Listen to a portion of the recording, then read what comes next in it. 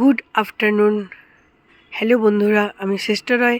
প্রতিদিনের মতন আজও অনেক দিন পর তোমাদেরকে আমি রান্না শেয়ার করব। তবে কি রান্না করব সেটাই আগে তোমাদেরকে দেখাবো। দেখো বন্ধুরা, আজকে আমি করব এইটা হচ্ছে, দেখো, রুই মাছ। দেখতে পাচ্ছ, জ্যান্ত রুই মাছ। আর এখানে দেখো, এখানে তেলাপিয়া মাছও রয়েছে। তো এই মাছটার আমি একটু পাতলা ঝোল করব। এখানে আছে দেখো সিম আছে, দেখো এটাকে নলডোগা সিম বলে। আর এখানে দেখো বেগুনও আছে, আর এখানে আলুও আছে। এই মাছটার আমি সিম দিয়ে, আলু দিয়ে, বেগুন দিয়ে ঝোল করব। তো কিভাবে করব সেটাই তোমাদেরকে শেয়ার করব। দেখো বন্ধুরা, এখানে একটা সাদা কড়াই বসিয়ে দিয়েছি আর গ্যাসটা অনও করে দিয়েছি। আর এখানে দেখো মাছগুলোতে আমি নুন হলুদ মাখিয়ে নিয়েছি। এবার কড়াইয়ের মধ্যে আমি সাদা তেল দিয়ে দেব। দেখো বন্ধুরা, তেলটা গরম হয়ে গেছে, ধুয়ো উঠছে, মানে তেলটা একদম রেডি হয়ে গেছে। এবার এক এক করে আমি মাছগুলোকে ভেজে নেব।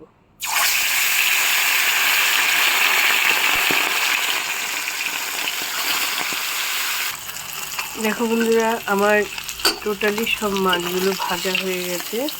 এবার সব মাছগুলোকে আমি তুলে নেব। এরকম লাল করে সব মাছগুলোকে আমি ভেজে নিয়েছি। এবার এই ভাজা তেলের মধ্যে আমি একটু জিরে ফোড়ন দিয়ে দেবো।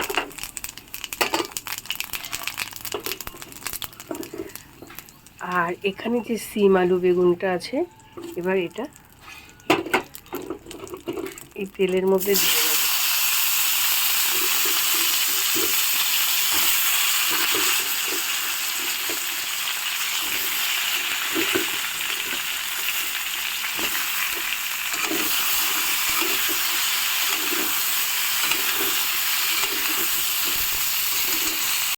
এবার দেখো বন্ধুরা, এখানে একটু আমি লবণ আর একটু হলুদ গুঁড়ো দিয়ে দেবো। দিয়ে এই সিম আলু বেগুনটাকে একটু লাল করে ভেজে নেব।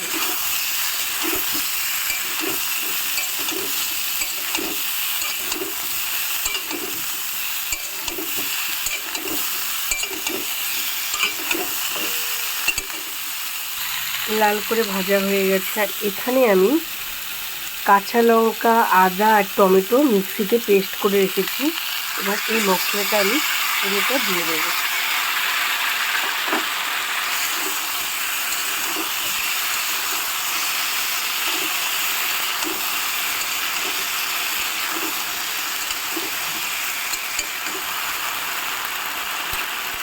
আর এখানে জিরের গুঁড়ো, হলুদ গুঁড়ো, লঙ্কার গুঁড়ো কিছুটা দিয়েছিলাম ভাজার সময়। আর যে বাকিটা রয়েছে সেটাও আমি এখানে দিয়ে দেবো।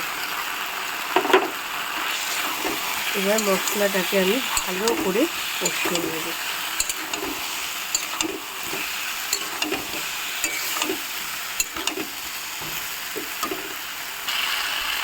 দেখো বন্ধুরা, আমার মশলাটা সিম আলু বেগুন মশলা দিয়ে কষানো হয়ে গেছে। এবার তোমরা জানো আমি একটু সব কিছুর মধ্যে চিনি খাই, স্লাইট একটু চিনি দিয়ে দিলাম।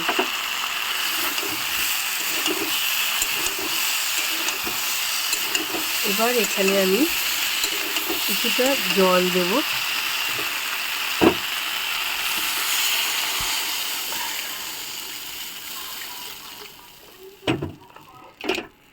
এবার এটা সব কিছু সিদ্ধ হওয়ার পালা। এবার ঢাকা দিয়ে রেখে দেব। দেখি বন্ধুরা, মাছের ঝোলটা ফুটে উঠেছে। জ্যান্ত মাছের পাতলা ঝোল খেতে সবারই ভালো লাগে, তাই না বন্ধুরা? আর সব থেকে বড় ব্যাপার হচ্ছে আমার সর্দির মুখ, আমার কিছুই ভালো লাগছে না। মানে কোনোটাই আমার ভালো লাগছে না, আমার মুখে কোনো স্বাদ লাগছে না, শুধু তিতে তিতে টাইপের লাগছে। তো যাই হোক, ঝোলটা ফুটে উঠেছে, এখনও সিদ্ধ হয়নি, আরেকটু সময় থাকবে। দেখো বন্ধুরা, আমার আলু সিম সবই সিদ্ধ হয়ে গেছে।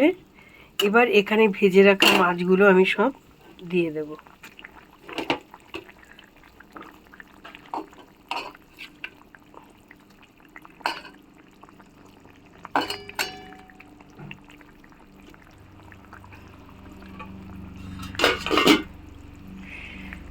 আর এখানে ধনেপাতা কেটে রেখেছিলাম, ধুয়ে সুন্দর করে জল ঝরিয়ে রেখেছি।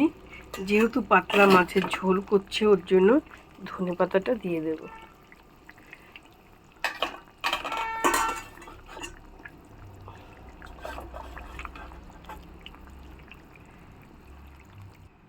দেখো বন্ধুরা, ফাইনালি আমার মাছের ঝোল কমপ্লিট হয়ে গেছে।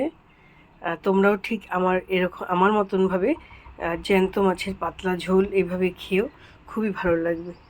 যদি তোমাদের ভালো লেগে থাকে তাহলে একটা লাইক করে দিও। তো এই পর্যন্তই, টাটা।